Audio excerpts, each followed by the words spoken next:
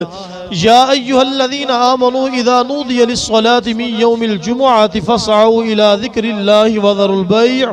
ए ईमान वालो, जब अज़ान जुमा हो जाए तो फिर अल्लाह के ज़िक्र की तरफ दौड़ो और ख़रीदो फरोख्त को छोड़ दो।